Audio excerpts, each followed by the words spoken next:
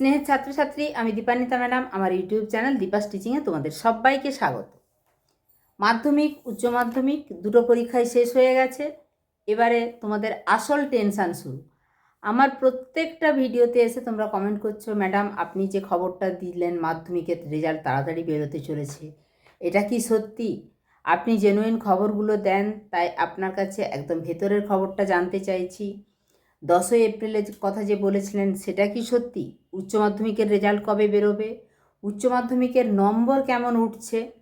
দেখো, এই সময়টা অ্যাকচুয়ালি তোমরা বিভিন্ন প্রশ্ন করলেও আমি ভিডিওতেই আসতে পারি না, কারণ বছরের বোধহয় সবচেয়ে বেশি ব্যস্ততম মাস আমাদের ফেব্রুয়ারির মাঝামাঝি থেকে মার্চের মাঝামাঝি। মাধ্যমিকের খাতা, উচ্চ মাধ্যমিকের খাতা, সঙ্গে প্র্যাকটিক্যাল পরীক্ষা। প্র্যাকটিক্যালের অবস্থা তো তোমরা জানোই।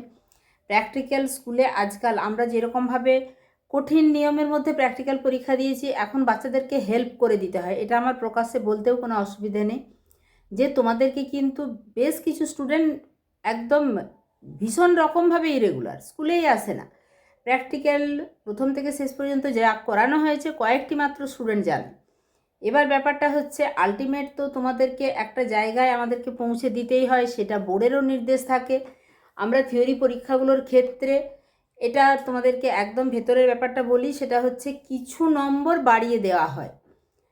এই কিছু নম্বরটা আমরা 90 নম্বরে মাধ্যমিকে যখন খাতা দেখি বা উচ্চ মাধ্যমিকের আগে যখন দেখতাম তখন 70 নম্বরে, সেক্ষেত্রে 2-3 নম্বর মানে কিন্তু ওটা বাড়ানোই হতো। এবার মাধ্যমিকের ক্ষেত্রে 2-3 নম্বর কেন, কতটা, একদম মানে আমি অ্যাকিউরেট পরিমাপটা বলতে চাইছি না, বলা উচিত নয় প্রকাশ্যে।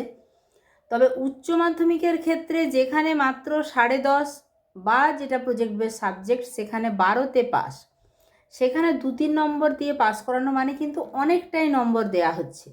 তবে এটুকু তোমাদেরকে আশ্বস্ত করব, নম্বর কিন্তু খুব ভালো উঠছে। আমি তো অন্য সাবজেক্টের কথা বলতে পারবো না, আমি যেটা বলতে পারবো সেটা হচ্ছে জিওগ্রাফির কথা। জিওগ্রাফি পরীক্ষা তোমরা এমনিতেই বলেছো যে আমরা কোনটা করব কোনটা করব না এইরকম ভাবনার মধ্যে ছিলাম, আমাদের এত কোশ্চেন কমন ছিল। সেই রকমভাবে জিওগ্রাফির নম্বরও কিন্তু ভীষণ রকমভাবে ভালো উঠছে। আমি আজকে ম্যাথামেটিক্সের কথা, ম্যাথামেটিক্সের তোমাদের গ্রেস নম্বর দেওয়া হবে কি না, এই সমস্ত কথা আগের ভিডিওতে আলোচনা করেছি, সেগুলোতে কিছুই বলছি না।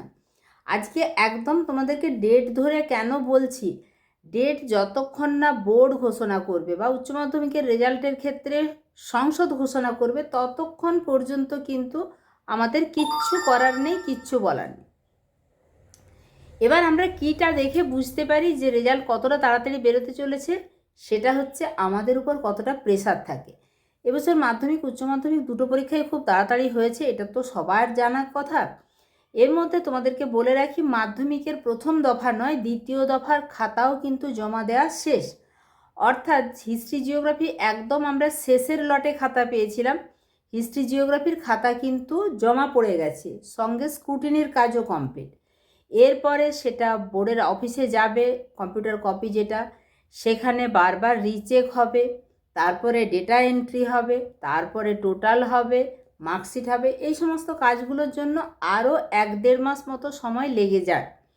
এবার তোমাদেরকে বললাম 5 তারিখের লাস্ট ডেট ছিল, 5 তারিখের পর থেকে 1 মাস হলে পরের 1 মাস অর্থাৎ এপ্রিলের, আমি বলেছি এপ্রিলের 10 তারিখ টার্গেট দেওয়া আছে মাধ্যমিকের রেজাল্টের ক্ষেত্রে। এবার উচ্চ মাধ্যমিকের রেজাল্টের ক্ষেত্রে বলি, খাতা দেখতে কিন্তু একদমই সময় লাগছে না, তবুও কিন্তু সময় 1 সপ্তাহ 1 সপ্তাহ 2 সপ্তাহ দেয়া আছে।